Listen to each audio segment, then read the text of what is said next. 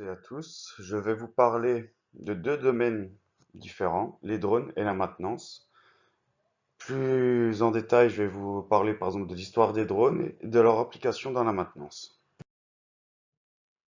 Alors tout d'abord, je vais vous parler de l'histoire des drones, comment ils sont apparus, dans quel domaine ils sont utilisés en maintenance, des exemples d'applications, les gains qu'ils apportent à la maintenance, et ensuite je vais conclure là-dessus. Donc, pour en revenir sur l'histoire des drones, il faut savoir que ça a été développé par l'armée dès 1916, donc c'est déjà assez ancien. Donc déjà, pendant la Première Guerre mondiale, les drones ont été développés. Mais faut savoir qu'ils n'avaient pas du tout la même forme qu'on peut connaître actuellement. C'était utilisé dans le secteur de la défense, donc pour faire du repérage, faire de l'espionnage et autres. Et c'est seulement plus tard que l'utilisation des drones dans le domaine civil pour le loisir ou même dans le domaine industriel pour tout ce qui est surveillance du patrimoine, analyse des installations et recherche de défaillances. Donc, comme je vous disais, voici un premier plan de drone qui date de 1916. Donc, comme on peut le voir, à l'époque, les drones ne ressemblaient pas du tout à ce qu'on peut connaître aujourd'hui. Donc, grosso modo, les premiers drones ressemblaient à des avions, tout simplement, même taille, même gabarit qu'un avion, mais sans pilote. C'était des commandes radiocommandées, en fait. Ils étaient radiocommandés, c'était pour des missions de repérage et de surveillance. Et pas encore, par exemple, comme aujourd'hui, pour des missions de frappe stratégique ou autres, comme on peut connaître les drones actuels utilisés par l'armée. Donc, comme je disais, c'est que les drones maintenant sont tombés aussi dans le domaine civil, donc pour le loisir. En annexe, là, vous pourrez voir une petite vidéo qui va vous montrer, on va dire, l'agilité d'un drone et à quelle vitesse ça peut évoluer. Four, three, two, one,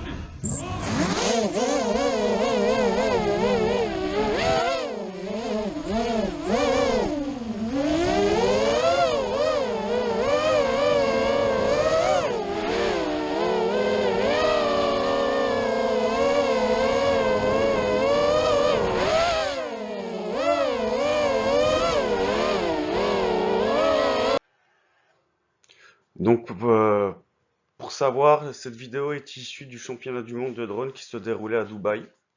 Donc voilà, vous avez pu voir, on va dire, l'agilité qu'on peut avoir avec un drone et aussi quand même la réactivité des commandes.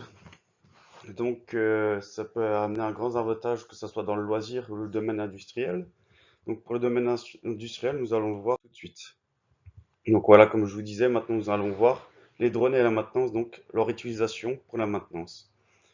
Donc il faut savoir, les drones sont équipés de technologies diverses et peuvent être utilisés dans de larges domaines d'application. Par exemple, des prises de vue pour vérifier l'état des installations ou du patrimoine. Peut être équipé de caméras thermiques, donc pour un but de thermographie, ou faire des analyses à distance sur des endroits difficiles d'accès. Donc maintenant, je vais vous parler de quelques entreprises utilisatrices des drones en maintenance.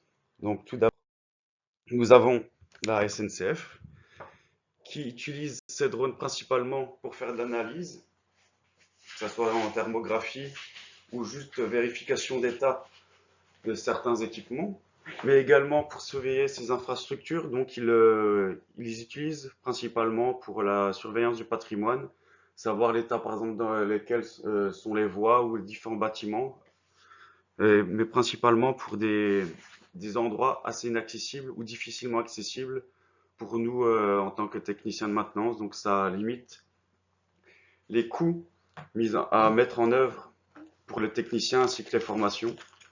Et tout simplement aussi pour des aspects sécurité. Qui dit endroit difficile d'accès dit forcément plus de risques liés à la maintenance.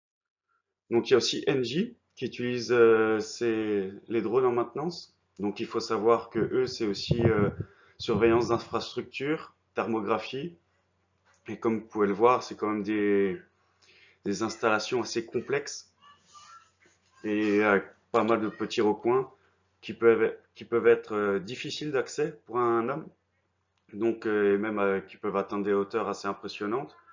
Donc l'atout du drone dans ce domaine est assez intéressant. Tout ce qui est compagnie de télécommunications l'utilise également pour faire des tournées d'inspection de leurs antennes, relais et autres. Donc là, c'est principalement lié à la difficulté d'accès qu'ils utilisent les drones.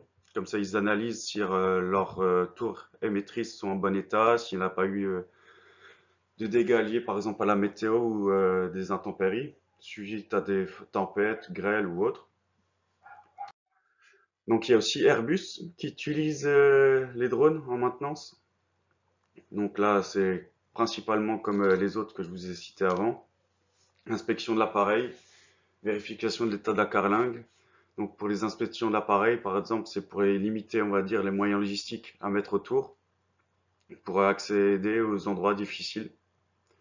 Donc le drone, vu sa taille et son agilité, comme on a pu le voir dans la vidéo que je vous ai montré du championnat du monde à Dubaï, ça apporte un réel avantage pour l'accessibilité, car on n'a pas besoin de passer des formations, mettre des moyens logistiques ou autres, pour pouvoir faire des tournées d'inspection qui sont quand même très régulières sur les avions. Donc maintenant, on va parler des gains que ça apporte à la maintenance. Et tout simplement que ça répond à des enjeux humains et environnementaux. Humains parce que ça limite les problèmes de sécurité. Le technicien, lui, reste à terre, mais grâce à son drone, peut limiter les risques. Par exemple, comme je disais pour les télécoms, il n'est plus obligé de monter sur le pylône, donc limiter les risques de chute, d'accident de travail, tout simplement, ou des maladies professionnelles autres dues à un travail répétitif ou à tout simplement un accident de travail. Et environnementaux, pourquoi? Parce que ça limite tout simplement les moyens à mettre en œuvre. Les drones fonctionnent par batterie électrique, donc ça limite par exemple, on va reprendre le cas de NJ, de faire venir des nacelles ou autres. Donc ça limite l'impact environnemental, donc c'est un bon point pour ça. Donc source de gains économiques conséquents, pourquoi? Parce que comme je disais pour les enjeux humains et environnementaux, si on a moins de risques au niveau sécurité, moins d'arrêts de travail, moins de maladies professionnelles et moins d'accidents de travail, ça rapporte forcément un gain à l'entreprise, un gain aussi pour l'enjeu humain, tout simplement, hein, parce que on pourra travailler dans de meilleures conditions. Mais d'autre part aussi, ça rejoint aussi l'enjeu environnemental, parce que du coup, nous n'avons pas à louer d'autres matériels pour faire des tournées d'inspection qui sont quand même régulières. Et pourquoi la maintenance est optimisée? Parce que, comme on a pu le dire, les drones peuvent être équipés de différentes technologies, que ce soit de la thermographie, infrarouge, de caméras haute définition pour faire l'inspection du patrimoine ou des infrastructures. Donc, pour moi, la maintenance est optimisée car on limite le risque du technicien. On peut accéder à des endroits très difficiles d'accès, faire des inspections précises et des analyses de défaillance. On peut rechercher qu'est-ce qui a produit la défaillance grâce aux différentes technologies qu'on peut intégrer sur le drone.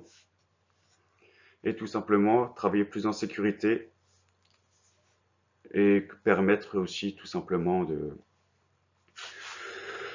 d'avoir des accès qu'on n'avait pas avant. Voilà, tout simplement, comme je disais, c'est surtout une question d'accessibilité.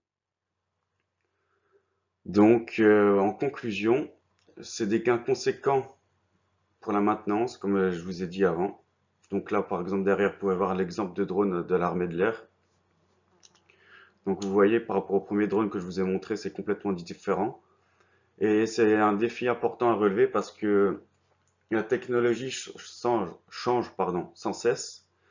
Et plus on va développer ce domaine, plus on pourra élargir notre gamme de compétences en maintenance et élargir, on va dire, tout ce qui est la technologie qu'on peut embarquer sur ces drones. Donc pourquoi pas à terme même faire des opérations de maintenance via le drone.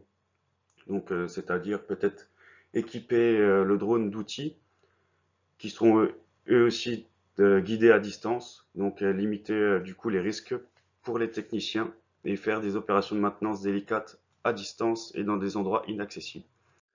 Voilà, merci de votre écoute. Avez-vous des questions?